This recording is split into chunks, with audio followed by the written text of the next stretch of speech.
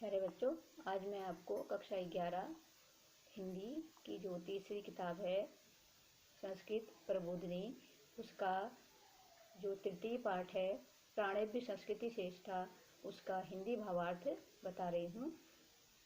तो यह जो भाग है वह उस समय का है जब हमारे देश पे बहुत से ऐसे विदेशी नागरिक थे, जैसे विद्वान थे, जिन्होंने हमारे देश में भ्रमण किया और हमारे देश की संस्कृति, हमारे देश की भाषा, हमारे देश के व्यवहार, लोगों के व्यवहार को जानकारी ली। और यहाँ पर रह के उन्होंने अनेक पुस्तकों को भी उन्होंने यहाँ पर लिखा।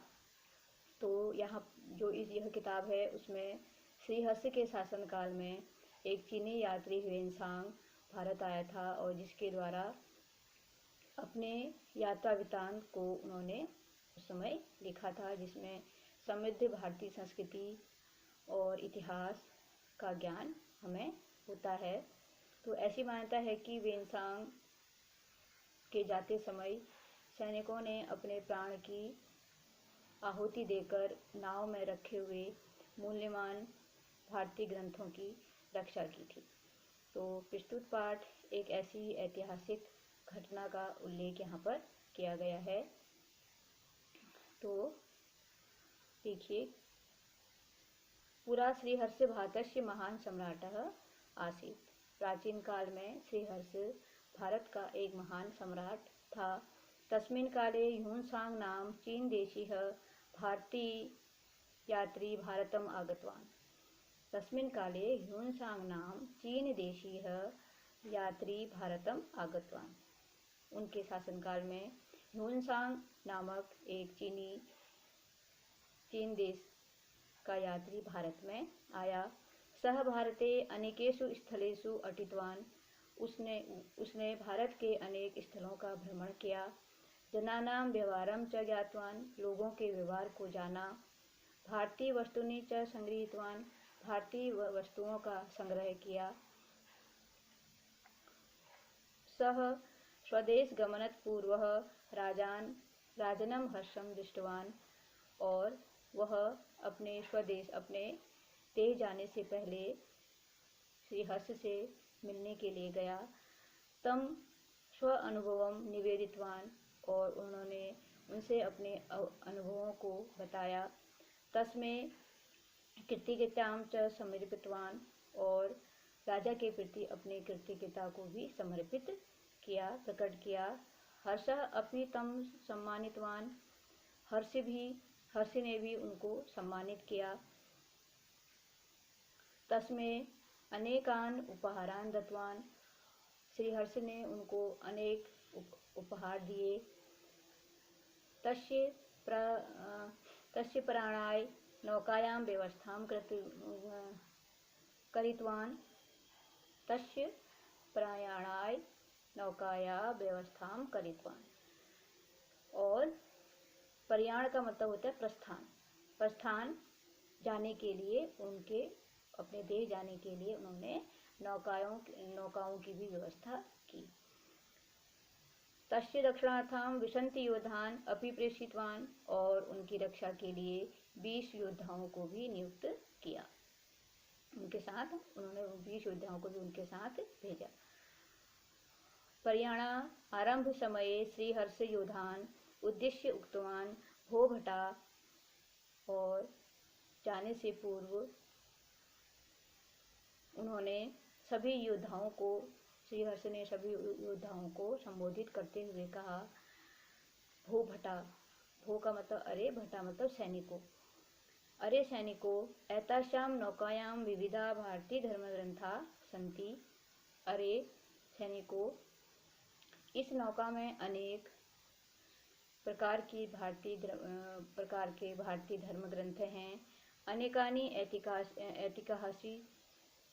ऐतिहासिक वस्तूनि च सन्ति। और अनेक प्रकार के ऐतिहासिक वस्तुएं हैं। एतानि भारतीय संस्कृते प्रतीकानि अमूल्यानि च। और ये भारतीय संस्कृति के प्रतीक हैं और अत्यधिक अमूल्य हैं।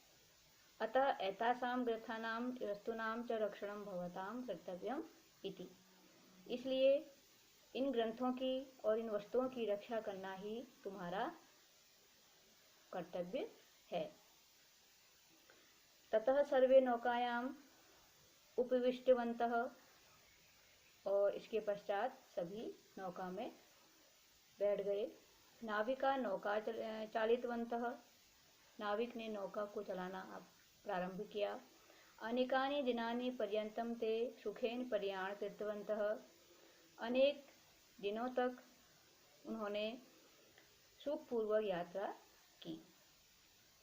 एकस्मिन् दिने ते समुद्रे अकस्मात् उत्पन्नस्य चंडमारुतस्य प्रभावम् अनुभूतवन्तः, बहुत दिनों तक उन्होंने सुखपूर्वक अपनी यात्रा को किया, लेकिन एक दिन अचानक समुद्र में उत्पन्न चंडमारुतस्य मतलब भयंकर तूफान के प्रभाव को उन्होंने अनुभव किया।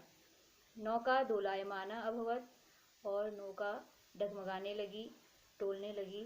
सर्वे अपाय शंका प्राप्तवन्तः, और सभी विनाश के भय को, अपने विनाश के भय को सभी ने निश्चित समझ लिया था। उन्हें अत्यधिक भय होने लगा जब उनकी नाव डगमगाने लगी। भीतः प्रधान नाविकः उक्तवान, भीतः मतलब डरे हुए। प्रधान नाविक ने कहा, भो, अरे नौकायां भारम अधिकः अस्ति, इस नौका का भार अत्यधिक है। झटति एतानि पुस्तकानि ऐतिहासिकानि वस्तूनि च समुद्रे क्षिपन्तु स्वप्राणान् रक्षन्तु इति। तो जब उनकी नौका तेज तूफान के कारण डोलने लगी, डगमगाने लगी, तो उन्होंने, जो उसका प्रधान नाविक था, उसने सभी सैनिकों से कहा कि इस नाव में अत्यधिक भार हो गया है, इसलिए झटति मतलब जल्दी से इन पुस्तकों को ऐतिहासिक वस्तुओं को समुद्र में फेंककर अपने प्राणों की रक्षा करो। तदा नायकः अन्यान् योद्धान् उक्तवान्, योद्धा तब जो उन 20 सैनिकों का जो नायक था, उसने अपने योद्धाओं को संबोधित करते हुए कहा, योद्धाओं, ऐसा अस्माकं अग्नि परीक्षा कालः, यह हमारे अग्नि परीक्षा का काल है, समय है। धर्म ग्रंथानाम ऐतिहासिक वस्तुनाम च द्वारा भारतीय संस्कृति रक्षणम अस्माकं आद्यम कर्तव्यम, यह हमारे अग्नि परीक्षा का काल है। धर्म ग्रंथ ऐतिहासिक वस्तुओं के द्वारा भारतीय संस्कृति की रक्षा करना ही हमारा पहला कर्तव्य है। तदर्थ सर्वे सज्जा, इसलिए सब तैयार हो जाओ। भवन्तु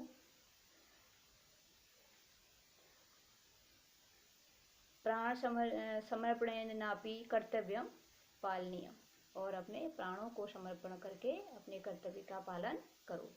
नायकस्य वचनं श्रुत्वा सर्वे योद्धा झटति एकेकशः तरणमेव स्वशरीरम एव समुद्रे क्षिपन्तः, नायक के वचन को सुनकर सभी योद्धाओं ने एक एक करके अपने शरीर को तिनके के समान समुद्र में फेंकना आरंभ कर दिया, अर्थात सभी उस नाव के भार को कम करने के लिए तिनके के समान पानी में कूदने लगे। एव प्रकारेण ते भारतीय संस्कृति रक्षणार्थम स्वप्राणान् समर्पितवन्तः, और इस प्रकार उन्होंने अपने भारतीय संस्कृति की रक्षा के लिए अपने प्राणों को भी समर्पित कर दिया। आश्चर्यकरम एतदृश्यं दृष्ट्वा ह्युनसांगस्य नेत्राभ्याम अश्रूणि अश्रवन्, और अत्यंत आश्चर्यकारी इस दृश्य को देखकर ह्युनसांग के आंखों से अश्रु की धारा बहने लगी। तो बच्चों, ये पाठ समझ गए होंगे कि जो ह्युनसांग था वह श्रीहर्ष के जीवन काल में भारत में आया था, और भारत में आकर उसने भारत की वस्तुओं, भारत की संस्कृति, इतिहास और यहाँ के लोगों के व्यवहार को जाना। और जाने से पहले वह श्रीहर्ष के प्रति अपनी कृतज्ञता को प्रकट करने के लिए उनके पास गया, और श्रीहर्ष ने भी उन्हें सम्मानित किया और अनेक भारतीय वस्तुएं और पुस्तकें प्रदान की, जिनको लेकर वह अपने देश की तरफ निकला। जाने से पहले जो सिंहस्थ था उसने 20 योद्धाओं को उनकी रक्षा के लिए उनके साथ भेजा और सैनिकों से कहा कि इस नाव पर जो भारतीय संस्कृति और भारतीय वस्तुएं हैं, यह भारतीय संस्कृति का एक भाग है, इसलिए आपने इनकी रक्षा करना ही आपका प्रथम कर्तव्य है। तो उसके बाद नौका ने चलना आरंभ किया। बहुत दिनों तक उनकी जो यात्रा थी वह सुखपूर्वक व्यतीत हुई, लेकिन कुछ समय के बाद उन्हें अपनी नाव जो नौका थी वो डगमगानी सी अनुभव हुई, और जिसके कारण जो उसका प्रधान नाविक था उसने कहा कि यह नाव जो है इसमें अत्यधिक भार हो गया है, इसलिए इस भार को कम करने के लिए जो भारतीय वस्तुएं हैं उन वस्तुओं को और जो पुस्तकें हैं उनको एक एक करके आप समुद्र में डाल दें, जिससे कि इसका भार कम हो जाएगा। तो उसके बाद जो उन योद्धाओं का जो प्रधान नाविक था, प्रधान योद्धा था, उसने कहा कि इन भारतीय संस्कृति के प्रतीक चिन्हों की रक्षा करना ही हमारा प्रथम कर्तव्य है, इसलिए सब तैयार हो जाओ। और यह सुनकर सभी जो सैनिक थे वह तिनके के समान अपने शरीर को समुद्र में फेंकने लगे, और इस प्रकार उन्होंने अपने प्राणों को उन वस्तुओं के लिए अपने प्राणों को समर्पित कर दिया। और इस दृश्य को देखकर जो इंसान था उनके आंखों से आंसू की धारा बहने लगी। तो यहाँ पर अपने देश के प्रति और अपने भारतीय संस्कृति, भारतीय इतिहास के प्रति उस समय के व्यक्तियों की जो भावना थी उसको दर्शाया गया है।